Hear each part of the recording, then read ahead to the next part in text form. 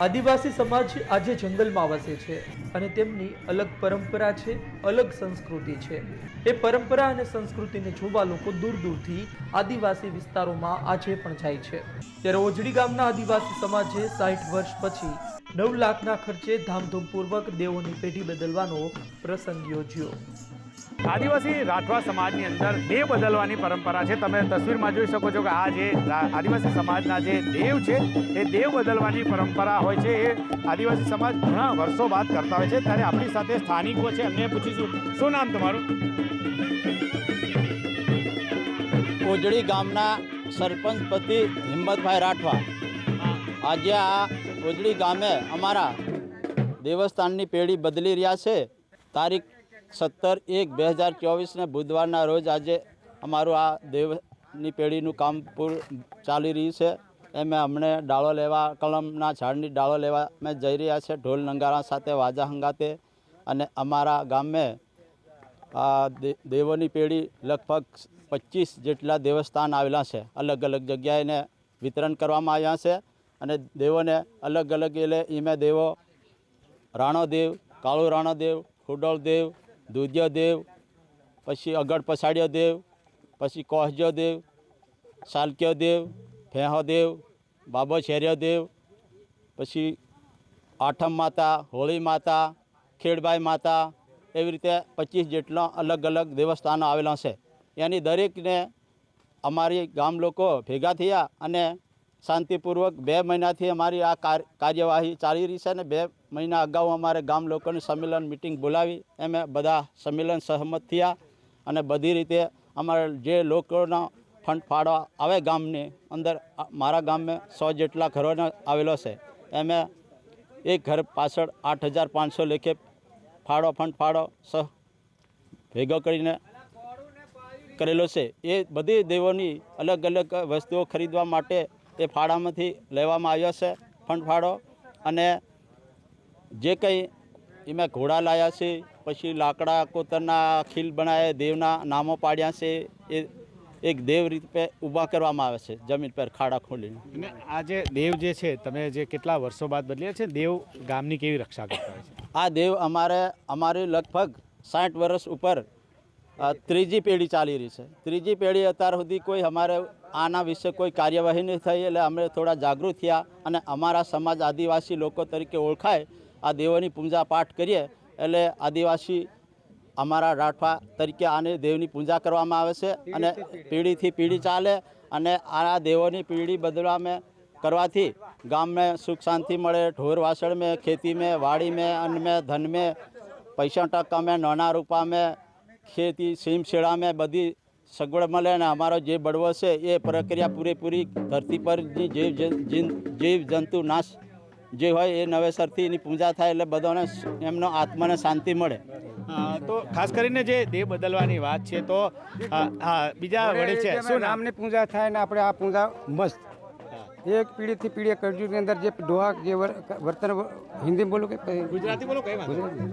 જે પેઢીથી પેઢી જે સૃષ્ટિ ચાલતી ડાળ જે થોડો ધુમાડો નીકળે, ચાપા જાવ તારા। હા, તો વડીલ શું નામ તમારું? રાઠવા અંબાલાલ। અંબાલાલભાઈ, જે આપણા દેવ જે બદલે છે, તો દેવની જે પરંપરા પ્રજાને જો પ્રજા આપણે એવું છે આની અંદર એમ જાય બાબાદેવ કહેવાના। જે બાબાદેવ એટલે હું સૃષ્ટિ જે પીઢીથી પીઢી મેં જો જાગૃત ડોહા હતા, હવે કોઈ લોકો કરતેલા નહીં, પણ જે હવે બધું એને તાજું કરવું પડે। તાજો સમાજ એટલે મસ્ત એ જ છે, બધું મસ્ત, બધું ઓકે રિપોર્ટ। હવે દેવ જે બદલો, દેવ આપણે પ્રથા બદલીએ તો દેવ બદલવામાં શું કરતા હોય છે? એટલે બદલાને અમે કોઈ આવતું નહીં, પણ પેઢીની પેઢી જે સૃષ્ટિ ચાલતી ને સંસ્કૃતિ અમારા ડોહા જે કરતેલા એ રીતે આપણે બધું ચાલે। આ દેવ શાના બનાવો? દેવ મતલબ આપણે જે રીતે જે મંદિરમાં પૂજાય એવી રીતે આ પૂજાય। શામાંથી બનાવો છે દેવ? દેવ આપણે જે લાકડામાંથી બધું ચાલે। તો તમે જોવું કે જે હાલમાં જે આ વિધિ જે છે એ વિધિ કરવાની શરૂઆત કરવામાં આવી છે।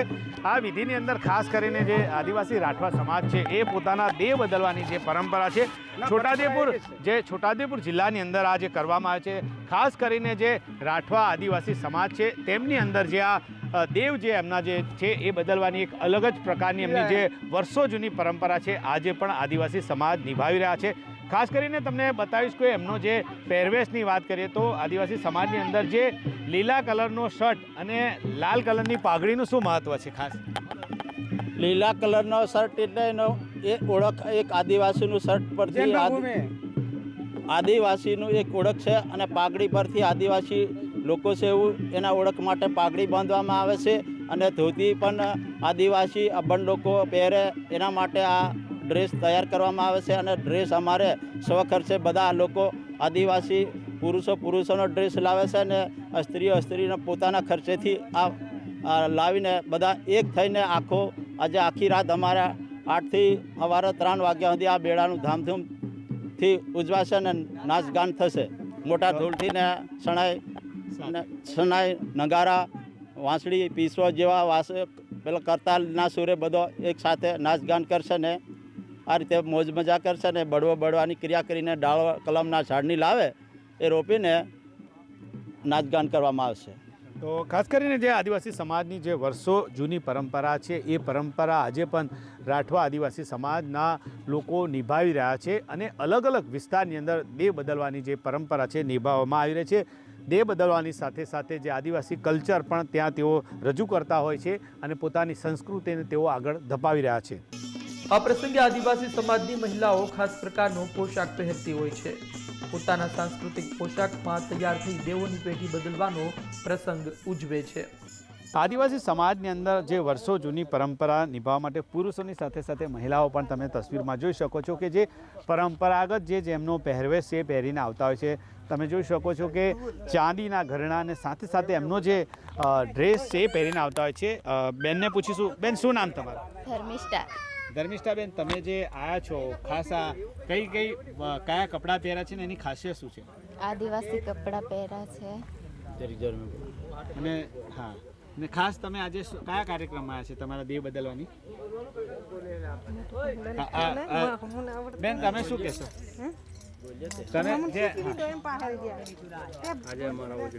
આજે અમારા ઉજળી ગામમાં વર્ષો પુરાણી પેઢી છે એને બદલી રહ્યા છે, તો આજે ડાળો લાવીને રોપવાના છે અને નાચગાન કરવાનું છે રાત્રે.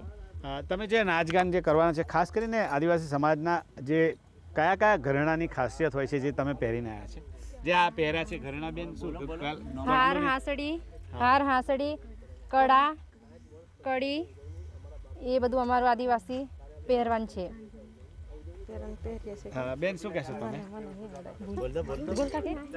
આદિવાસી હાંસડી, સડા, પાયલ બધું પહેરીએ છે. પહેરીને આદિવાસી બાબાદેવને ઉજવીએ છે. બાબાદેવની જે પરંપરા નિભાવી રહ્યા છે તો ખાસ કરીને દેવ પાસે કઈ પ્રાર્થના તમે કરતા હોય છે? તમે કઈ માનતા હોય છે? બાબાદેવને, ઇન્દ્રને. અમિતાબેન, આ જે પરંપરા છે કેટલા વર્ષોથી નિભાવે છે ને ખાસ તમે કેવી રીતે તૈયારી કરીને આવ્યા છે? આ 60 વર્ષથી પહેલાં ઉજવવામાં આવ્યું હતું તે અત્યારે ઉજવવામાં આવે છે.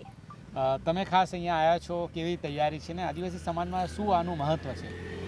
આદિવાસી સમાજમાં તો અમારે સાંસ્કૃતિક તરીકે છે પહેલાં ઉજવવામાં આવતું હતું એ અત્યારે આ પેઢીમાં ઉજવવામાં આવે છે. આ કરીને ત્રીજી પેઢી થાય છે. આનાથી આખું વર્ષ કેવું રહે છે અને દેવોને શું તમે પૂજા અને પ્રાર્થના કરો છો? સારું રહે છે દેવો માટે ને ગામના લોકો બી ખેતી માટે ખેર પૂજા એવું બધું કરે છે એટલે સારું રહે છે. ખાસ કયા દેવ છે તમારા? ઇન્દિરાજ છે, કાળુદેવ છે, એવા નામ છે. આદિવાસી સમાજમાં મહિલાઓ પુરુષો પણ નિભાવતા છે.